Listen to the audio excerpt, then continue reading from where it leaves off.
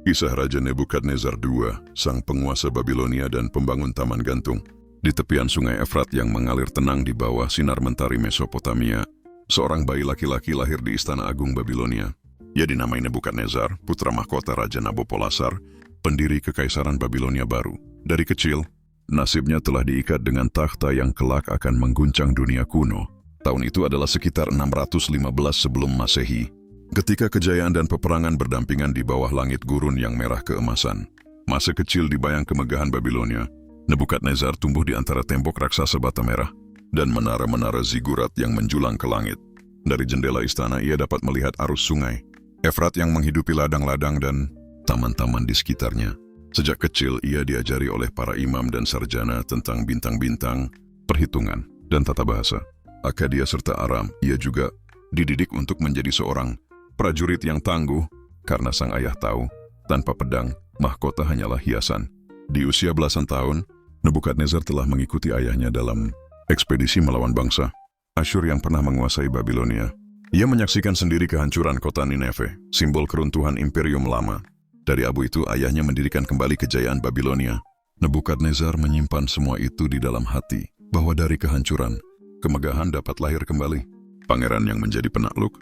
Ketika ayahnya wafat sekitar 605 tahun sebelum Masehi, Nebukadnezar naik takhta sebagai Raja Babilonia baru. Usianya masih muda, namun darah penakluk mengalir deras di nadinya. Ia segera memimpin pasukan besar menaklukkan kerajaan-kerajaan di barat. Ia menundukkan Suriah, Fenisia, dan bahkan Yerusalem. Dikisahkan dalam banyak prasasti dan catatan kuno, Nebukadnezar menaklukkan kota Yerusalem 2 kali. Pada penaklukan kedua, ia membawa banyak tawanan, termasuk kaum Yahudi, ke Babilonia. Peristiwa ini kelak dikenal sebagai pembuangan Babilonia, dan disinilah bangsa Israel menulis sebagian kisah mereka di tanah asing. Nebukadnezar, bagi sebagian orang, adalah tiran yang menaklukkan mereka. Namun bagi Babilonia, ia adalah pahlawan yang memperluas kekuasaan hingga ke perbatasan Mesir, kemegahan dan taman yang menggantung di langit. Namun Nebukadnezar bukan hanya seorang penakluk, ia adalah pembangun. Ia ingin menjadikan Babilonia sebagai pusat dunia, permata di tengah padang pasir. Maka ia memulai proyek pembangunan yang belum pernah disaksikan manusia sebelumnya. Ia membangun tembok Babilonia, dinding raksasa yang mengelilingi kota dengan ketebalan luar biasa. Konon cukup luas untuk 2 kereta berjalan berdampingan di atasnya. Ia memperindah gerbang Ishtar, gerbang megah berhias ubin biru bergambar lembu dan naga, yang menjadi pintu masuk suci menuju kota. Ia membangun menara Etemenanki, yang diyakini banyak sejarawan sebagai inspirasi bagi kisah Menara Babel dalam kitab suci.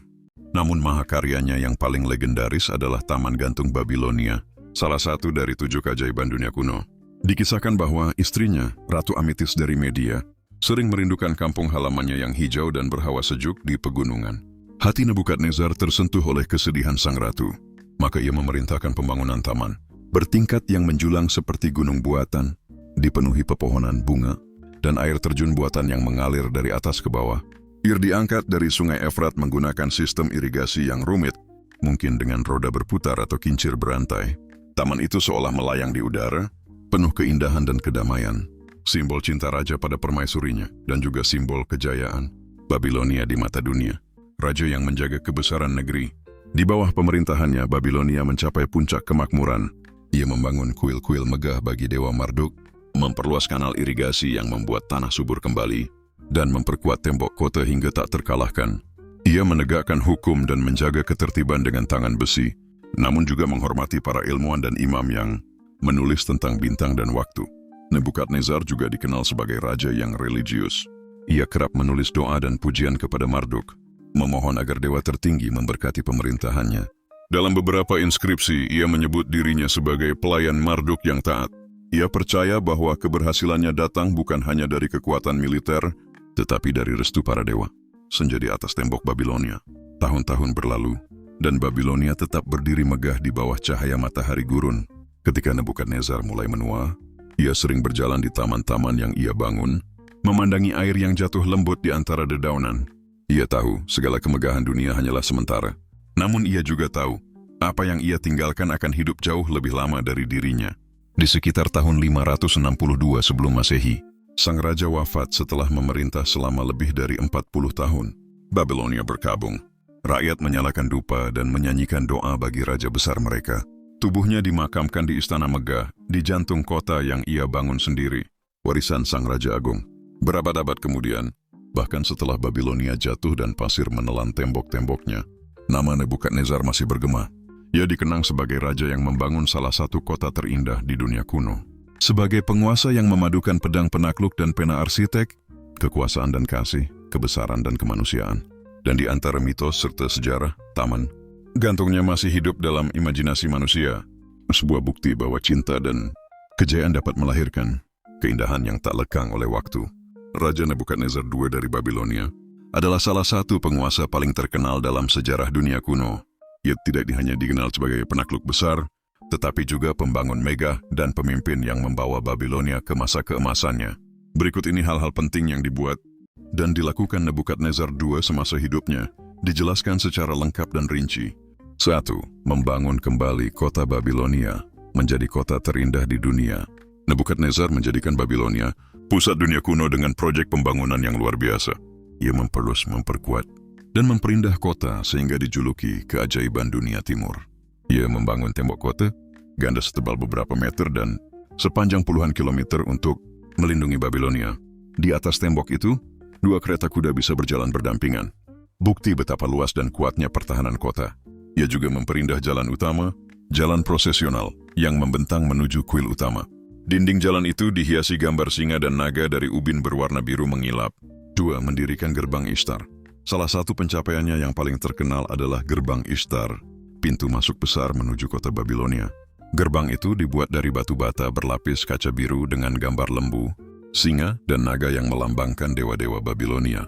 Di atas gerbang terukir tulisan yang menyebut Nebukadnezar sebagai raja yang dicintai Marduk. Kini, bagian gerbang itu direkonstruksi dan disimpan di Museum Pergamon di Berlin, menjadi saksi abadi kebesaran arsitektur Babilonia. 3. Membangun Taman Gantung Babilonia. Legenda paling terkenal dari masa pemerintahannya adalah Taman Gantung Babilonia, salah satu dari 7 keajaiban dunia kuno. Taman ini dibuat untuk istrinya, Ratu Amitis dari Media, yang merindukan pegunungan hijau kampung halamannya. Ia membangun taman bertingkat tinggi, seperti gunung buatan dengan pohon bunga dan air terjun yang mengalir dari atas ke bawah. Airnya dialirkan dari Sungai Efrat menggunakan sistem irigasi. Dan kincir airnya teknologi luar biasa untuk zamannya. Walaupun lokasi pastinya belum ditemukan, catatan sejarah dan legenda menempatkan taman itu sebagai simbol cinta dan keagungan raja. 4. Menjadi penakluk besar di Timur Tengah. Nebukadnezar juga dikenal sebagai panglima perang paling sukses di masanya. Ia menaklukkan Suriah, Fenisia, dan sebagian besar wilayah Palestina. Ia mengalahkan pasukan Mesir di Karkemish, memperluas kekuasaannya hingga ke perbatasan Mesir. Ia menaklukkan Yerusalem 2 kali, dan pada penaklukan kedua ia menghancurkan Bait Allah. Pertama, Temple of Solomon, pada sekitar tahun 586 sebelum Masehi.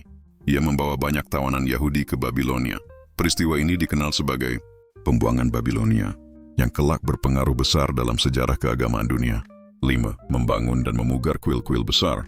Nebukadnezar dikenal sangat religius dan menghormati dewa-dewa Babilonia, terutama Marduk, dewa pelindung kota. Ia memugar kuil Esagila, kuil utama untuk Marduk, dengan menara zigurat yang tinggi menjulang, dikenal sebagai Etemenanki, yang sering dikaitkan dengan menara Babel.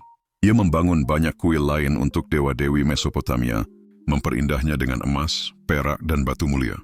Dalam prasastinya ia sering menulis, "Aku membangun kuil untuk kemuliaan Marduk agar nama Babilonia kekal di dunia." Ensing mengembangkan sistem irigasi dan pertanian. Nebukadnezar memahami pentingnya pertanian untuk stabilitas kekaisaran. Ia memperluas kanal-kanal irigasi di sepanjang Sungai Efrat agar tanah di sekitar Babilonia lebih subur. Ia mengatur sistem pembagian air untuk ladang-ladang, memastikan hasil panen melimpah dan rakyat sejahtera. Dengan kemakmuran pertanian, ia mampu membiayai proyek-proyek raksasa dan menjaga ekonomi. Babilonia tetap kuat. 7. Mengembangkan arsitektur dan ilmu pengetahuan. Ia membangun istana megah dengan halaman luas, taman dalam, dan ruang singgasana berhias batu mulia. Ia mendukung perkembangan astronomi dan matematika, 2 bidang yang sangat maju di Babilonia. Banyak catatan bintang dan perhitungan, kalender dari masa pemerintahannya, yang masih bertahan hingga kini. Wardipen meninggalkan banyak prasasti dan inskripsi. Nebukadnezar memastikan namanya tak akan hilang dari sejarah. Ia menulis banyak prasasti di batu bata, pilar, dan dinding kuil. Hampir semua proyek pembangunan mencantumkan namanya, sering dengan kalimat seperti, "Aku Nebukadnezar." Raja Babilonia, pelayan Marduk, yang membangun kembali Babilonia dengan tangan dan hatiku. 9. Memerintah dengan tangan kuat dan disiplin tinggi. Ia dikenal sebagai raja yang keras, tegas, dan berdisiplin tinggi. Ia menegakkan hukum dan ketertiban dengan ketat agar Babilonia tetap makmur dan stabil. Namun ia juga dikenal adil terhadap rakyatnya selama mereka mematuhi peraturan dan menghormati para dewa. 10. Wafat dengan warisan abadi. Nebukadnezar memerintah selama lebih dari 40 tahun, dari tahun 605 hingga 562 sebelum Masehi. Ia wafat di Babilonia dan dimakamkan di istana kerajaan.